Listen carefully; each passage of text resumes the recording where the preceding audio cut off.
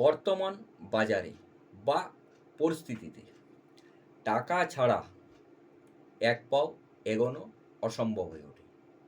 সকালবেলা ঘুম থেকে ওঠার সাথে সাথে ঘুমোতে যাওয়ার সময় পর্যন্ত খরচ আমাদের দাঁড়িয়ে থাকে না।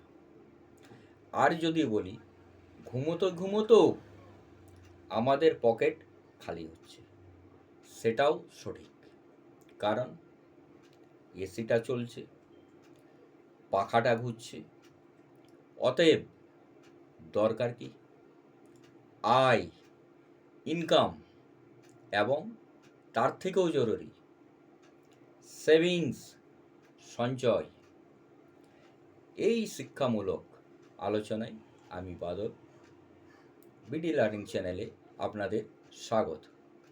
যারা নতুন দেখছেন এবং যারা এখনও পর্যন্ত চ্যানেলটা সাবস্ক্রাইব করেননি অবশ্যই করবেন, এবং ভিডিও ভালো লাগলে লাইক এবং শেয়ার করতে ভুলবেন না। এমন কিছু পরিস্থিতি আমাদের জীবনে আসে যে টাকা না থাকলে বিপদের সম্মুখীন হতে হয়। আরও শেষ বয়সে জন্য সঞ্চয় যদি কেউ না করে থাকেন তাহলে পরিস্থিতি কি হতে পারে সেটা বলার প্রয়োজন হয় না। তাই প্রত্যেক ব্যক্তি যে যতটুকুই আয় করেন এই আয় থেকে সঞ্চয় করা অনেক জরুরি। সায়েন্স বা টেকনোলজি যত উন্নত হবে খরচও কিন্তু কিছুটাও বৃদ্ধি পেতে পারে। উদাহরণস্বরূপ মোবাইল ফোনটাই ধরুন, আগে কি ফোন ব্যবহার করতেন, ইন্টারনেট কি হয় হয়তো জেনেও জানতাম না। আর এখন তার জায়গায় স্মার্টফোন, দামও বেশি, সঙ্গে ইন্টারনেট, যার জন্য মাসিক খরচাটাও বেশি।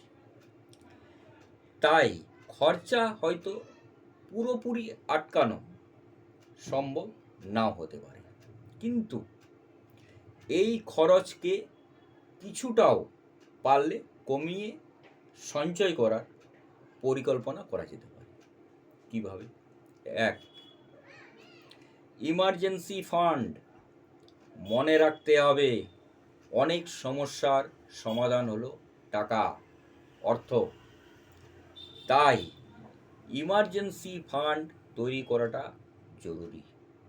আর এর জন্য ব্যাংকে টাকা জমানোর অভ্যাস করা দরকার।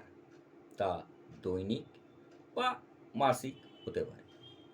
আর এই ফান্ড প্রয়োজন ছাড়া হাত দেওয়া উচিত হবে না। 2.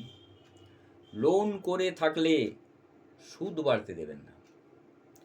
অনেকে গাড়ি, বাড়ি বা আরও কিছু ক্রয় করার জন্য লোন করে থাকেন। এই লোনের পরিশোধ প্রতি মাসে ইএমআই মারফত করতে হয়। কোনো কারণে যদি ইএমআই ফেল করে থাকেন সেক্ষেত্রে বেশি সুদ সহ জরিমানা দিতে হতে পারে।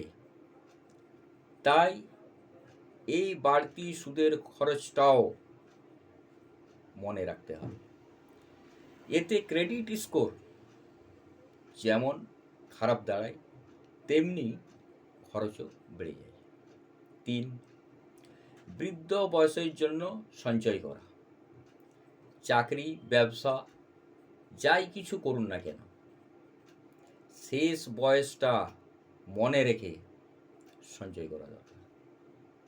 4. সঠিক জায়গায় বিনিয়োগ।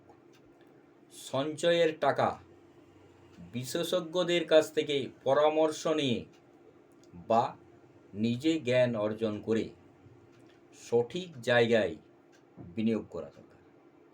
তার কারণ ভবিষ্যতে টাকার মূল্যের সঙ্গে যেন ব্যালেন্স হয়, ইনফ্লেশন বিট করে। 5. ইন্স্যুরেন্স, বিমা পলিসি, আর এই ইন্স্যুরেন্সের মধ্যে হেলথ ইন্স্যুরেন্স, স্বাস্থ্য বিমা অবশ্যই নেওয়া উচিত।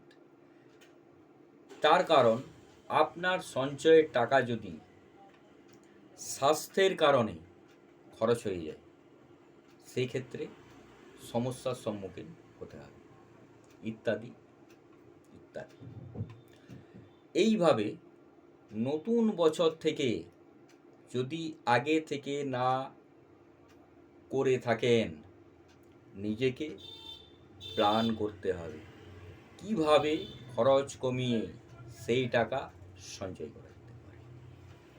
নমস্কার, সুস্থ থাকুন, ভালো থাকুন, দেখতে থাকুন বিডি লার্নিং।